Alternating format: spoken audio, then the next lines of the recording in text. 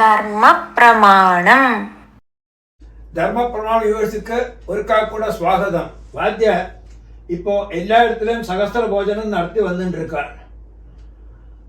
சாஸ்திரத்தில் அதுக்கு எத்தோളം பிரசக்தி இருக்கு എന്ന് தெரிஞ்சா தேவையில்லை.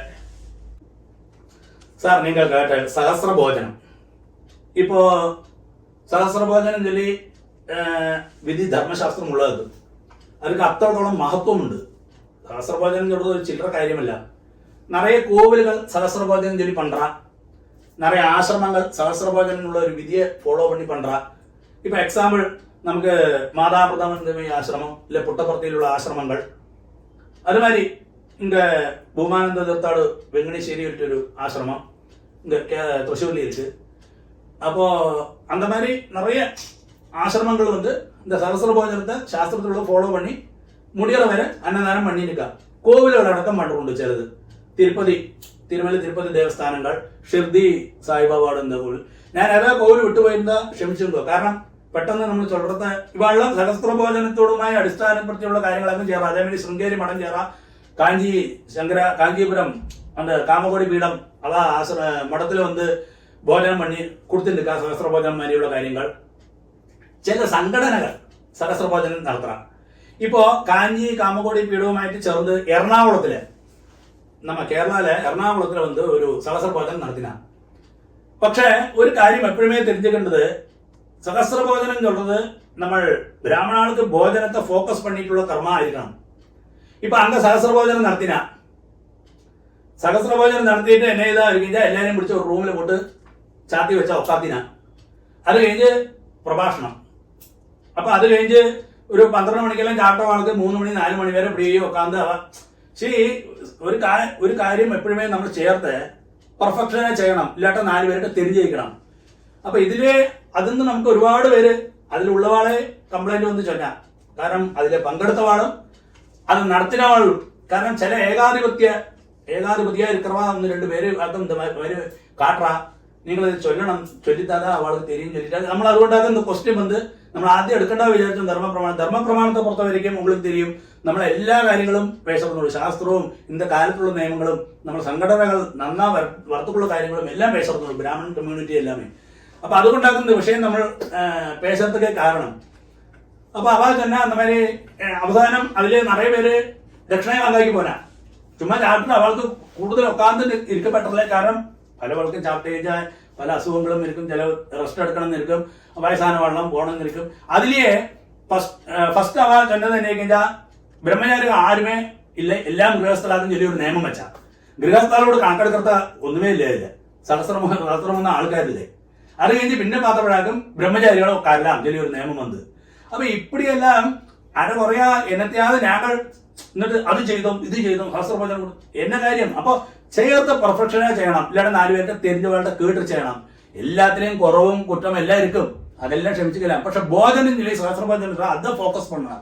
അല്ലാതെ അത് നീക്ക് പ്രഭാഷണം പണിയോ അങ്ക കാർത്താലേന്ന് പ്രഭാഷണം എല്ലാം കഴിഞ്ഞ് ചാപ്പാട് കൊടുത്താൽ പോരും.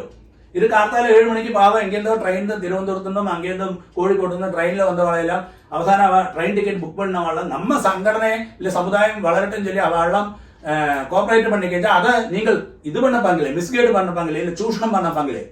അപ്പൊ അവൾക്ക് കറക്റ്റാ നിങ്ങൾ സഹസ്രഭോജനം കൊടുക്കണം.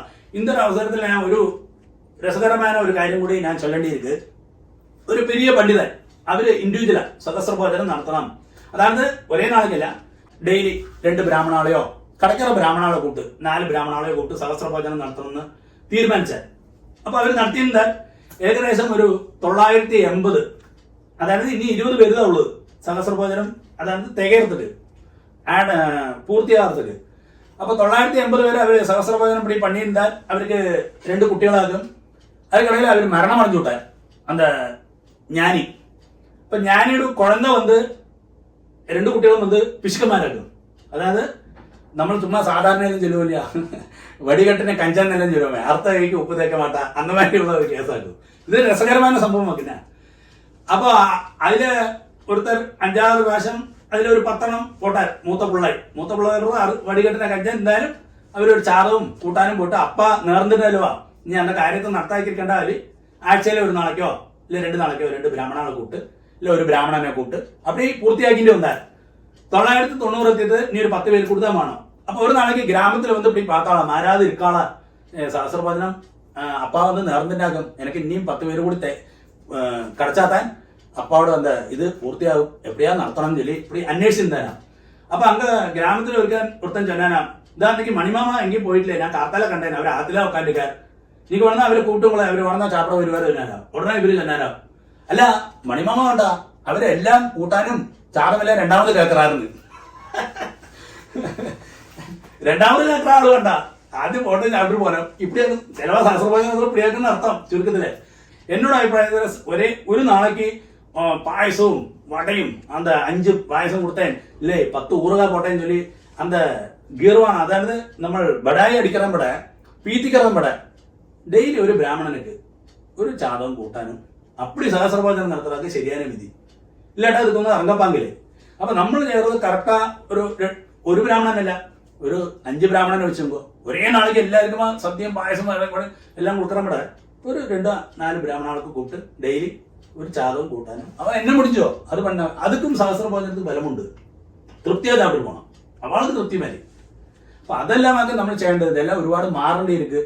ഇനിയിപ്പോ എന്നോട് അറിവ് ശരിയാനാ അതൊരു ക്വസ്റ്റ്യൻ, കാരണം അവ കേട്ടിരിക്ക இந்த சகஸ்ர சுவாசினியா அப்படி என்ன ഇതിലെല്ലാം നിങ്ങൾ ரொம்ப ശ്രദ്ധിക്കേണ്ടിയിരിക്കും. നമ്മൾ എന്നോ കൊഞ്ചം പേര് ഏകാധിപതിയായിട്ട് കൊഞ്ചം എന്നത്തെയോ നടത്തിനോ പീത്തിൻ്റെയോ എന്നുള്ള എല്ലാക്കി പ്രോപ്പറാ അത് എന്നാ ജനങ്ങളോട് പൾസ് ധരിച്ചിട്ട് അത് എന്നാ കാര്യം പ്രോപ്പറാ നടത്തണം എങ്കിയാക്കും അതൊക്കെ ഫോൾട്ട് വന്നിരിക്ക് അതെല്ലാം ഇത് വിടണം. ഇതെല്ലാം ആരോഗ്യകരമായ വിമർശനമാക്കും, അല്ലെങ്കിൽ ആരെയും കുറ്റം ചൊറ എല്ലാവരും നടത്തുന്നതെല്ലാം ഭയങ്കര ബുദ്ധിമുട്ടാക്കും, അതെല്ലാം നമുക്ക് നന്നാ തെരിയും.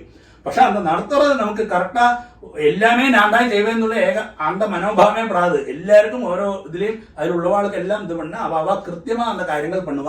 அப்படி அது വൃത്തിയാ സഹസ്രഭോജനം നടത്തില്ല, അതുதான் அதோட ശരിയും ആചാരവും.